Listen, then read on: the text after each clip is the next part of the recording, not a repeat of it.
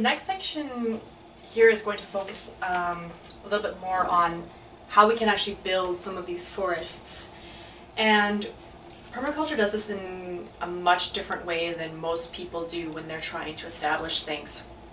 Because what we want to do is we really want to take advantage of our nitrogen fixers to the best of our ability. So the interactions that take place between the trees is where legumes and nitrogen fixers are so beneficial. They have a tendency to act like a nursery for the fruit trees or the forest trees. And if you are able to cut these nitrogen fixers at the right time, so at the end of a dry period, before all the rain starts, before the snow falls, things like that, then the release of nitrogen that's involved with the cutting of these trees will help boost the growth of the soil ecosystem and the growth of the slower carbon pathway plants such as our fruit trees. So we can do this year after year. We can keep cutting these trees at the end of our dry season year after year after year in order to really boost up the production of our timber and our fruit trees. And we can do this until we don't have to anymore. So essentially the way that we're doing this is we're just taking the material from the top of the legume plant or tree, and we're just dropping it down to the forest floor to act like a mulch around the productive trees. So this nitrogen that we are placing on the ground through the seeds and the pods and the leaves and the branches of these nitrogen fixing trees is going to go straight towards the roots of the fruit tree or the timber tree. And as it heads towards the hot, really dry season again, the legume tree at that point has pollarded and shaded the fruit tree. So pollarding, not too sure where to put the emphasis on that thing, is simply when a tree, it's very similar to coppicing, only it just happens higher up on the tree. So when we create a pollard, what we try and do is chop the tree kind of higher up on the tree, so it's not going to be right at the base like you would with coppicing, but the effect is very similar where we get a bunch of branches that all come up like this. So this is what you'll see very often under power lines or especially in the city limits when somebody has a tree that's growing up into the power lines, they go and lop that tree off, maybe about 6 feet off the ground or so, and then it starts to have this kind of an effect. Instead of growing another really nice big trunk, it's going to grow a bunch of tiny branches. And when we chop this tree and it has this pollarding effect, then it's going to produce even more mulch than we had before, so that we can keep doing this before the next wet period and so on and so forth. This is what tends to happen in nature, but it's not orchestrated from our benefit. So in nature, we have a tendency to see obviously leaves falling in the fall that are going to mulch around trees all winter long, and it happens, but it's going to be a much slower effect than when we lop off large amounts of the tree as well. So when the fruit trees eventually become, this kind of system is taking place when our fruit tree is still quite small. And then, once that fruit tree starts to become a lot larger than the legumes, then we can cut the legume down right to the ground level. And now the fruit tree that is shading it, now the fruit tree is going to start shading this legume, so it's not going to grow very much. But if we remember what happens when we, I'm just going to draw a couple of our nitrogen bacteria nodes here on the roots. So if you remember what happens when we cut this tree completely back is that all of this nitrogen from the roots is then going to be available in the soil to be picked up by that fruit tree as well. And so because this legume then is going to be shaded by the fruit tree getting bigger, it's not going to grow as vigorously, but it will grow a couple shoots over time. And then over time, because it's only producing a shoot here and a shoot there, eventually it will die off, and that will return all of the excess nitrogen back into the soil. And the tree roots also will decompose. And what happens when this legume that was a tree starts to decompose is that when all the fungus and everything comes in to break down the lignin and the wood fibers, you end up with this beautiful pocket within your soil that you can almost stick your arm down inside. It's going to be a really, really deep pocket where a bunch of nutrients and rain and everything can wash into the ground to help also feed the roots of the fruit tree as well. So yeah, that hole left by the nitrogen fixing tree will just be full of humus and organic material, and that will also act like a sponge. So once that water goes in there, it'll also hold a lot of the moisture in and feed other microorganisms in the soil. So what we're doing in this kind of a system is we're initiating really diverse forestry systems. So long-term energy storage-wise, you might be starting trees that are going to be lasting thousands of years. It's hard to kind of wrap our head around that because we really often only think about our own lifetime when we plant trees out on our property. We're like, oh, in 10 years that tree's going to be much bigger and it's going to be beautiful and it's going to provide me some shade. But some of these trees that we plant might be around for thousands of years. That's very impressive, and we're able to facilitate this. We're able to actually do this. That energy transaction is essentially free. It's just a matter of timing it right and providing all the nitrogen that these plants need to really get a good boost. There are some other designers other than permaculture designers out there that do create mixed forestry systems, but there aren't any man-made forest systems on Earth that have more energy than permaculture systems, because no one sets them up the same way that we do. And no one is quite as passionate about diversity and productivity in food forests as we are either. And as we start to link a lot of these forests to passive watering systems, and we start to see the evolutions over time, then we can see some very interesting results. So once we take into account our patterning and our climate and our orographic effects and our landscape profiles, then really, because producing this forest is really quite simple, there's really no reason why we can't have free houses for everyone. We're just not organized enough to do this yet. And there's a lot of rules and regulations out there that have been created for safety that are really hindering our ability as a culture to develop permanence in our culture. So there's lots of cultures that do exist in the world where they've been extremely stable, and this is mostly because at the time that people get married, you're able to build yourself a home out of the village timber forest that they have.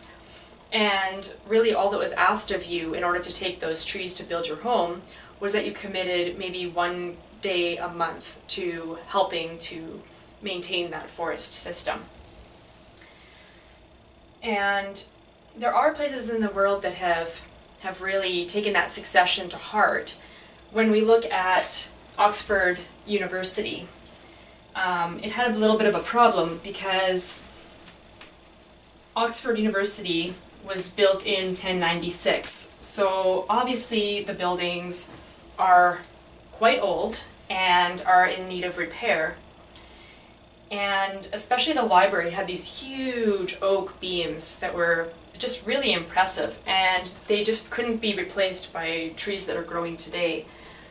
Mostly because the oak trees that are big enough are often protected. So what happens to the oak that's over 100 years old is that often it'll go as hard as iron, or it will get dry rot. And some of these beams in the library ended up getting dry rot, so they were in big trouble. And everyone was trying to solve this problem by suggesting that the beams be replaced with painted concrete or steel beams that were painted to look like oak instead of using oak itself. And it ended up being historians that were actually able to save the day. They had found some documents, and in those documents was a caveat that was written that said that for every tree that was used in the construction of Oxford University, 4 trees had to be planted and established for replacements. And so they made sure that not only were these trees planted, but they were established and cared for and protected so that they would have their survival insured for future repairs. So the point of this story is that if we use any timber at all to build our houses on a property, we want to make sure that we more than replace those timber trees. Usually with even higher quality wood than we took from that location as well. So this was actually done at the Permaculture Research Institute in Australia. So they have enough replacement timber planted to replace the building materials 4 times over on the entire property. And by the time anything needs to be replaced in those buildings, those trees will have matured to the point where that's actually possible. So what do we do instead of this in Canada? Well, and again, this is mostly because of the regulations and permits and building codes that are meant to keep property value high and keep us safe.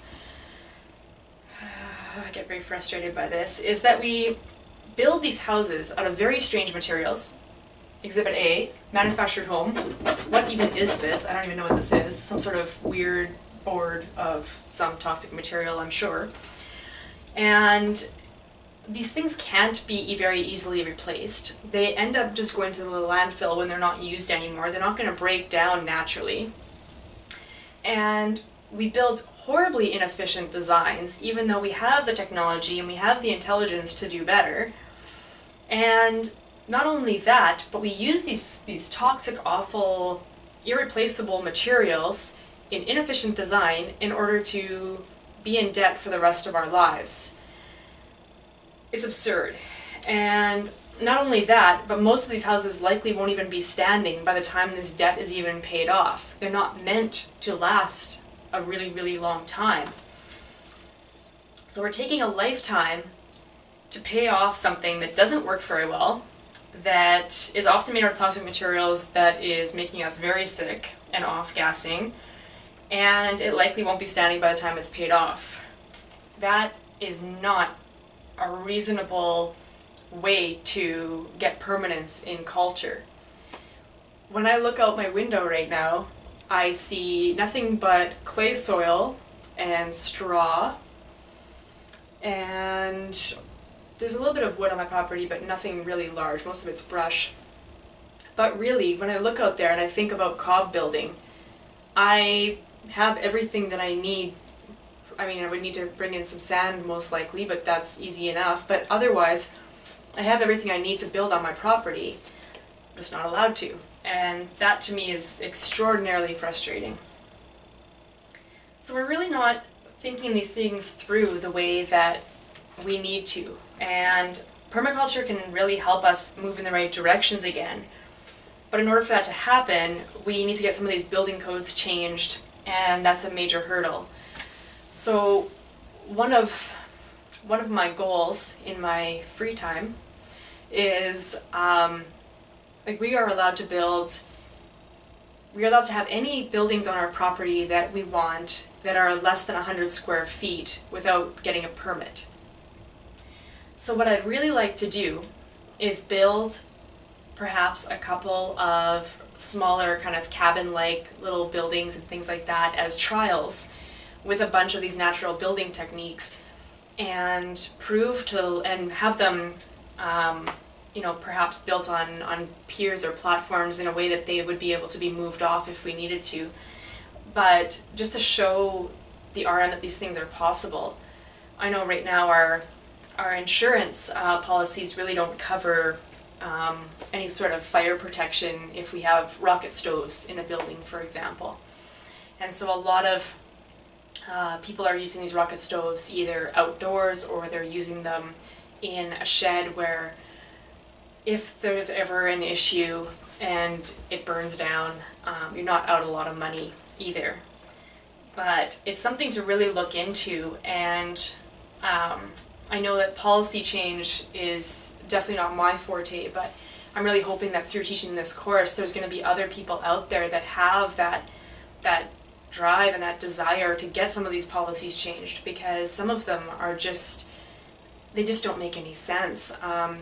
My hillside on my property faces south, and it would be the perfect opportunity to build an earthship in there, but of course we're not allowed to in our rural municipality. So many changes need to take place, and I think once we get to the point where a lot of the baby boomers are unable to sell their homes and their properties because the up-and-coming generations can't afford $1 million house, then we're going to have to look at a lot better ways of doing things. And we are starting to do that already with the tiny house movement and everything as well, but I think we need to go a little further as well.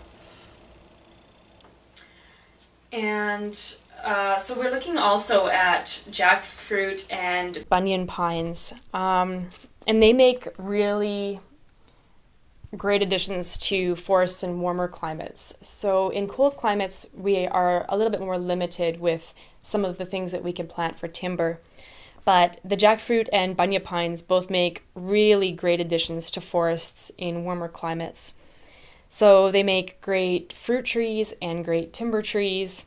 The bunya pine is a tight-grained softwood, which is really quite rare because most softwoods have quite widely spaced grains to them. And it also doesn't twist, so it's really good for very fine work as well. So very often it's used to make beehive frames.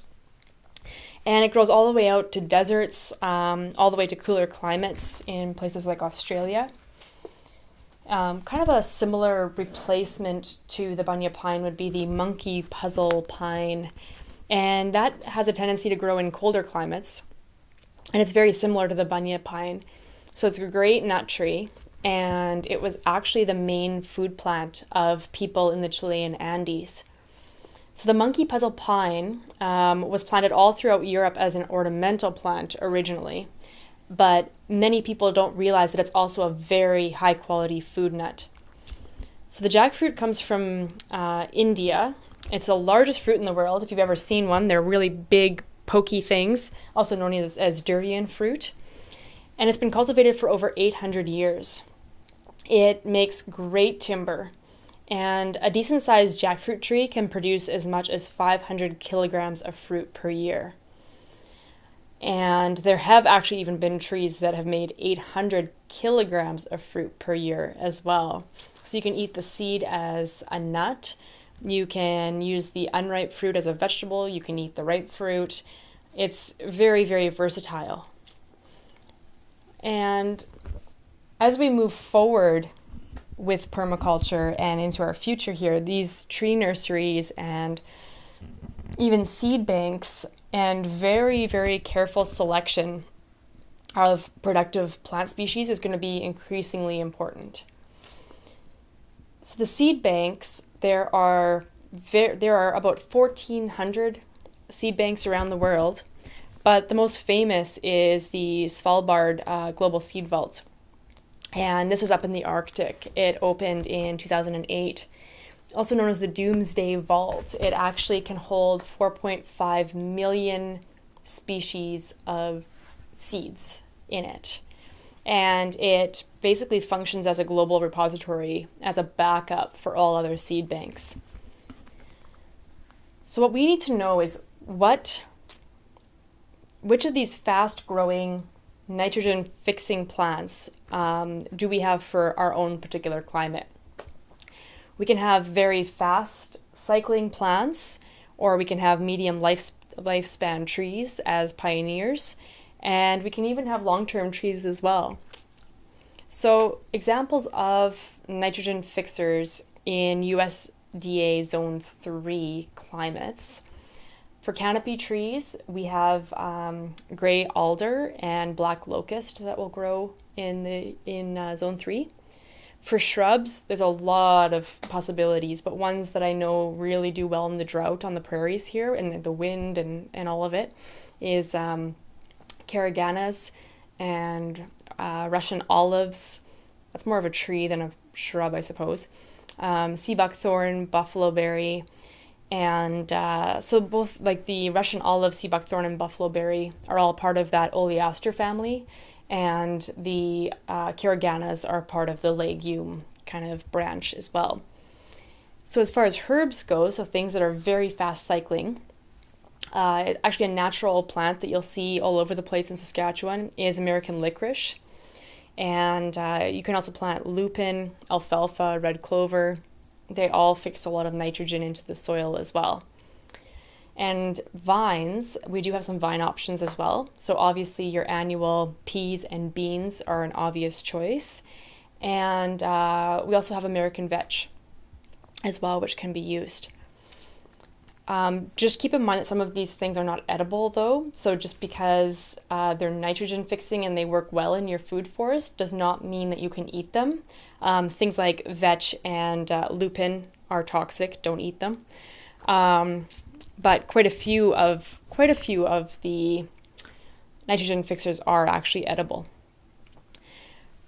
So when we're looking at the creation of our forest, when we are putting in all of our nitrogen fixers, when we're starting off our very young forest, 90% of the mass of a young forest might be the functional support in the beginning. So you might plant 90% nitrogen fixers and 10% productive trees at the very beginning.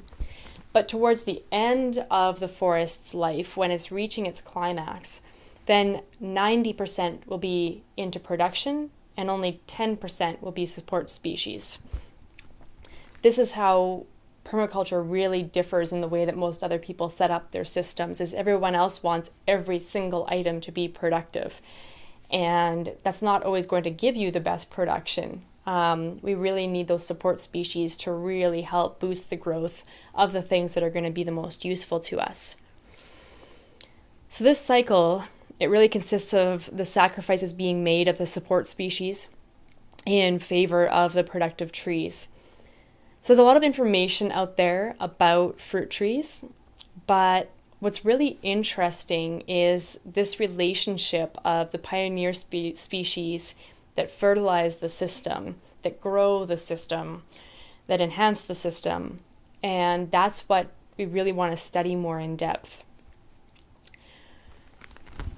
So we as permaculture designers are very unique in our approaches to building these systems because we work with these connections and these relationships and help them to evolve into quick maturing, productive, diverse forests that exhibit many evolutions over their lifetime.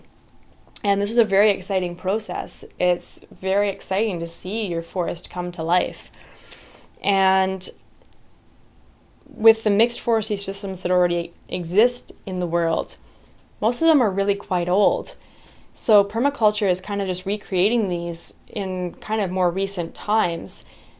And all the mixed forestry that already exists has been around for so long in certain areas that the people tending to these forest systems don't know how it was built or how it was created or how to make another one. And that's what we really want to be able to teach people is how to create these from scratch using a bunch of support species. So the more we study forests, the more interested we become in reparative systems and observing how pioneer species work to build these new forests.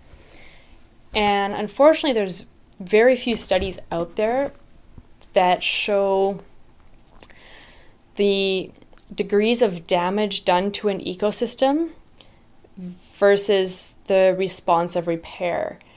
So there aren't very many studies showing like, okay, if we damage an ecosystem this much, what kind of plants come in to repair it? And if we only damage a system this much, what kind of plants come in to repair it? And we really want to learn more about that. So when we were looking at what happens when something affects a forest, if we look at a very, very minor example of perhaps a large tree falling over in a forest. First of all, does anybody hear it? Bad joke, horrible joke. So if a large tree drops in a forest, what happens is it clears a small area where it's tipped over. What comes up next when this happens in a forest system and you just have the area cleared where the tree fell over is that a bunch of canopy species trees will come in because it's a very established forest. And these seeds have been lying dormant for potentially tens of years even. And there's a little bit of light that's created now when this big tree fell over. So these seeds are able to germinate. And what they're trying to do is fight for that light and their opportunity to grow and replace that tree. This area is able to fill in quite quickly because there is a lot of edge compared to the amount of area that exists.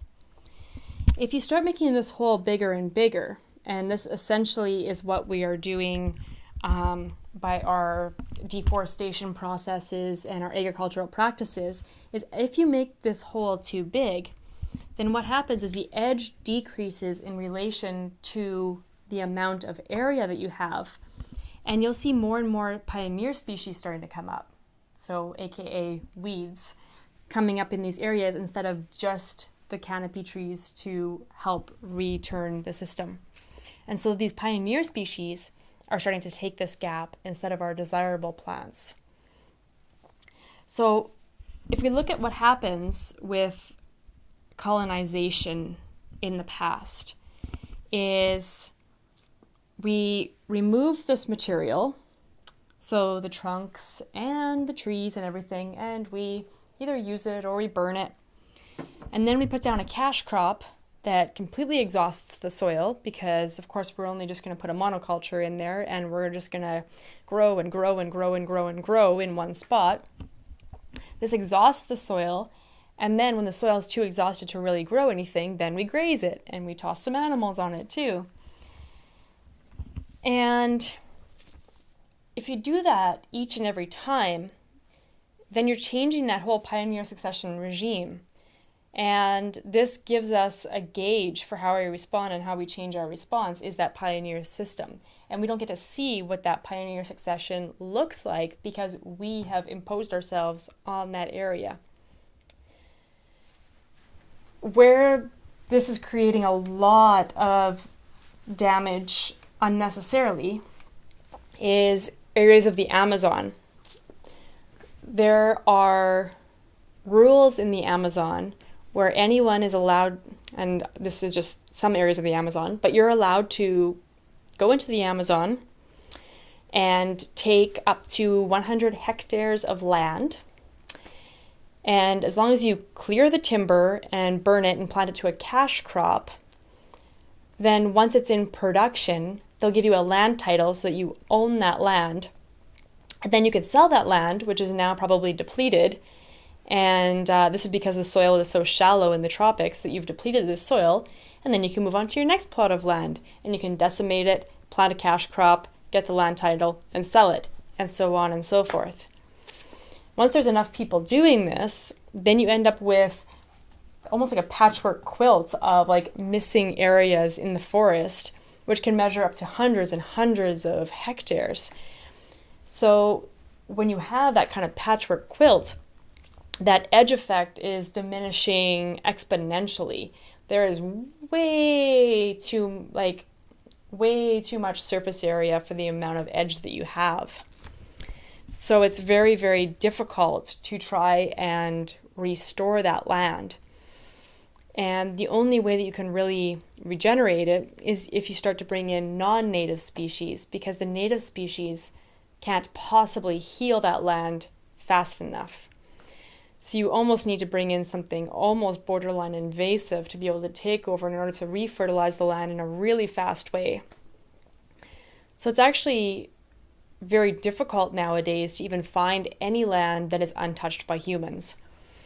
And if you are lucky enough to ever find such land, then study it, because we need to know what kind of plants naturally grow in these areas. If a fire came through, what plants naturally come up?